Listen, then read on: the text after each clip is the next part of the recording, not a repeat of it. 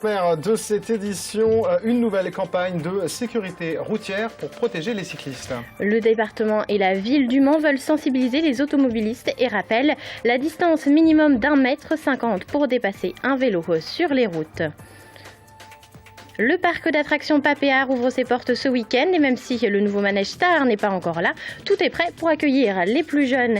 Et puis une radio éphémère a animé les quartiers sud cette semaine. Aujourd'hui, on retrouvait derrière le micro des retraités du foyer Vauguyon. L'invité de l'info ce soir, Walter Gibbon, coordinateur de la Ligue contre le cancer en Sarthe. Ils organisent le 30 mai prochain au Mans une marche pour la vie. On en parlera tout à l'heure. Et on ouvre tout de suite ce journal avec le Front National qui choque à nouveau en conseil municipal du Mans, Lucie. Et cette fois-ci, ce n'est pas Louis Noguès qui a dérapé jeudi soir, mais son voisin Emmanuel Dubois, dont les propos au sujet de subventions au planning familial ont outré les conseillers municipaux. Emmanuel Dubois évoque l'association dont le but est l'élimination d'enfants. Il parle aussi d'idéologie morbide, des propos aussitôt condamnés par la gauche et la droite. Sans transition, le département de la Sarthe veut protéger ses cyclistes. Une campagne pour sensibiliser les automobilistes débute ce mois-ci. Le but, éviter bien sûr les accidents voiture-vélo avec la mise en place d'une nouvelle signalétique. Le 3 mars dernier, un accident très grave se produit au Mans entre un vélo et un poids lourd. Le cycliste est grièvement blessé. En Sarthe, en 2014, une des 34 victimes décédées sur les routes était un cycliste. Il s'agit du père de Muriel, venu ce vendredi apporter son soutien à la nouvelle campagne de sécurité routière du département et de la ville du Mans. Alors, je pense qu'il y a effectivement un travail à faire des deux côtés. À la fois, il y a des cyclistes qui effectivement ne font pas peut-être assez attention, mais la plus grosse part de risque est liée quand même aux véhicules. Et je pars vraiment du principe qu'il faut effectivement qu'on arrive à partager la route entre cyclistes et automobilistes. Parce qu'un automobiliste, à un moment donné, peut se retrouver dans la peau d'un cycliste et être mis en danger sur la route comme ils peuvent l'être actuellement. Initiée par le mouvement du vélo en Sarthe, cette campagne met en place des panneaux de signalisation sur les routes sartoises. Les premiers sont déjà visibles entre Ruaudin et Marigny-l'Aillé. Ils seront déplacés tous les 2 mois sur d'autres routes pour interpeller l'œil de l'automobiliste.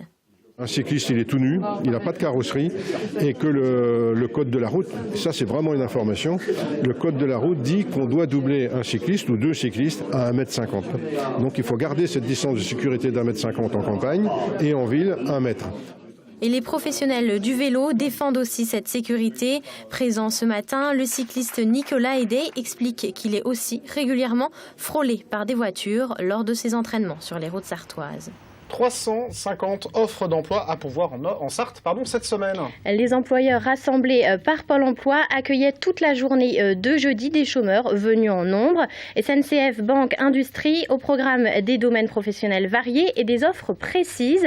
Alors pas facile pour tous les demandeurs d'emploi de tirer leur épingle du jeu. CV en main, chacun a essayé de convaincre et certains sont repartis avec un contrat. La méthode semble donc fonctionner comme nous l'explique l'une des conseillères. Les recruteurs sont demandeurs parce que du coup ça leur permet de réunir en une seule journée une densité de candidatures importante.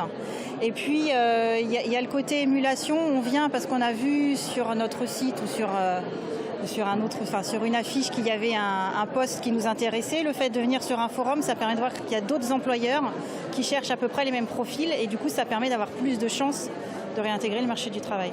Il y a des employeurs déjà qui sont partis ce midi et qui nous ont dit avoir trouvé leur candidat.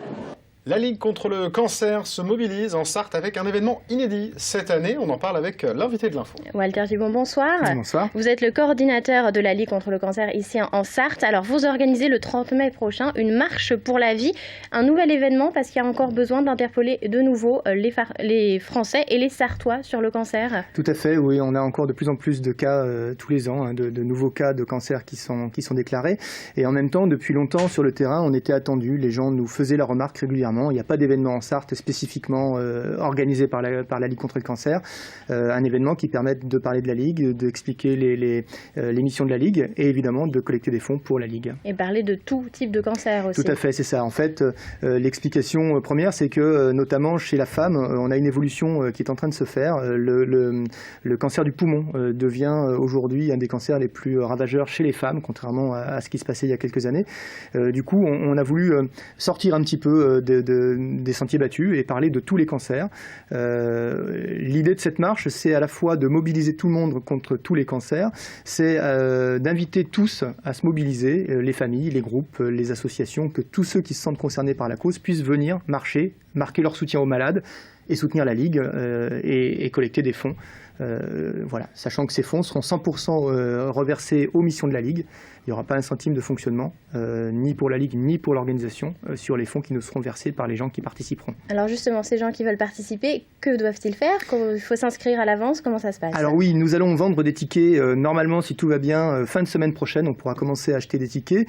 2 formules, une formule individuelle, 5 € par personne, donc un ticket qui donnera droit donc, à une lumière qu'il faudra venir chercher le jour même, le 30 mai, à partir de 14 h sur le parvis des Quinconces et Jacobins. Alors, sous forme de lampion, c'est ça? Voilà, ce sont des lumières. Alors, ce sont des bâtons LED, en fait. D'accord. Voilà, on n'a pas encore complètement finalisé l'achat de ces bâtons, mais normalement, ce sera des bâtons LED.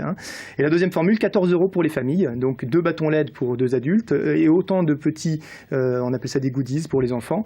Quel que soit le nombre d'enfants, on a voulu favoriser les familles et donc, quel que soit le nombre d'enfants, ce sera 14 €. Là, aujourd'hui, on est en train de chercher des choses un peu ludiques pour les enfants. On est parti sur des petites oreilles qui clignotent ou des choses comme ça. L'idée, c'est aussi de faire quelque chose de festif. Voilà, ça doit être un bon moment. Même si c'est contre le cancer, il faut que les gens aient envie de venir. J'allais dire surtout si c'est contre le cancer. En fait, l'idée, c'est ça. C'est qu'évidemment, le cancer, c'est une maladie très grave. Ça impacte de façon très, très importante les malades et leurs familles. Quand bien même, on peut parler du cancer dans des moments un peu plus festifs. L'idée, c'est de casser le tabou. Le cancer reste une maladie grave. Il n'est pas question d'en rire. Il n'est pas question de dire que ça n'est pas grave. Cela dit, on peut en parler. Et on peut, l'idée c'est de casser vraiment ce tabou et de continuer à en parler avec les gens. De faire appel à la solidarité. Vous attendez combien de personnes? Alors on espère passer les 3000 personnes, donc mobilisez-vous, il n'y a pas de souci comme on entend souvent le dire. Voilà, on espère passer les 3000 personnes, mais on peut accueillir beaucoup plus, donc il n'y a pas de limite. Le plus, ce sera le mieux. Alors la marche, elle partira des Quinconces, c'est ça? Alors, et le circuit est déjà établi? Le circuit est déjà établi, pas encore complètement validé, mais l'idée c'est partir de la place du jet d'eau, en centre-ville du Mans, descendre le tunnel, longer les quais et remonter, on ne sait pas encore exactement, mais ce sera probablement la rue du Port, place de la République, quartier Saint-Nicolas, et retour donc sur le parvis des Quinconces et Jacobins, avec un accueil festif pour la fin de la marche, avec un peu de musique sur scène, avec des choses qui permettent de finir en apothéose cette marche que l'on espère solidaire. Ça, c'est en soirée. Dès l'après-midi, il y aura des informations, des stands mis en place aussi. On aura dès 14 h donc, sur le parvis des Quinconces et Jacobins, donc, un village qui permettra à la fois de rencontrer les intervenants de la Ligue, découvrir les missions de la Ligue, découvrir les intervenants, qu'est-ce qu'on fait, qui le fait, expliquer aux gens à quoi vont servir les fonds qui vont nous être versés grâce à cette marche. On va pouvoir rencontrer aussi des partenaires, que ce soit les partenaires financiers qui vont nous aider à financer justement cette marche pour que 100% de ce qui sera apporté par les gens puisse être reversé aux missions, mais aussi des associations avec lesquelles on travaille très régulièrement, des associations qui sont en lien direct avec le cancer, qui sont des associations partenaires qui pourront elles aussi venir montrer ce qu'elles font. Vous parlez des missions qui vont être financées. Est-ce que vous savez déjà? Est-ce que c'est de la prévention, du soin? À quoi va servir l'argent de cette marche? Oui, on a déjà commencé à y réfléchir. Alors de façon très précise, on ne le sait pas encore, mais par contre on s'engage à la fin de la marche, quelques semaines après, on s'engage à donner tous les chiffres entrées, sorties, pour que les gens puissent savoir dans la totale transparence ce qu'on a reçu et ce qu'on a dépensé et à quoi va servir le surplus. L'idée aujourd'hui, c'est financer de l'action pour les malades sartois et leurs proches en Sarthe. Et si on gagnait beaucoup d'argent, le reste de la somme serait reversé aux chercheurs qui travaillent sur le Grand Ouest pour la lutte contre le cancer. Merci beaucoup Walter Gimond d'être venu sur ce plateau. On rappelle, la marche pour la vie, c'est le 30 mai prochain. Merci. Et on ne le dirait pas, mais les beaux jours approchent et c'est le moment de l'ouverture pour le parc d'attractions Papéa. Après un hiver de fermeture, le parc ouvrira ses portes au public ce week-end, mais le manège Star se fait encore attendre. Michael Texier. Le roller coaster, une attraction phare de Papéa, devrait faire le plein encore cette année, si la météo le permet. Car si la saison dernière a pu être sauvée, c'est bien grâce à un beau printemps et une fin d'été agréable. 145 000 visiteurs ont franchi les portes du parc en 2014. La clientèle est assez friande de différents manèges. Et l'avantage que l'on a sur Papéa, c'est que nous avons une variété de manèges qui prend du petit de 3 ans jusqu'aux 16-18 ans. Donc nous avons la gamme familiale, ainsi que les papas et les mamans qui en profitent évidemment.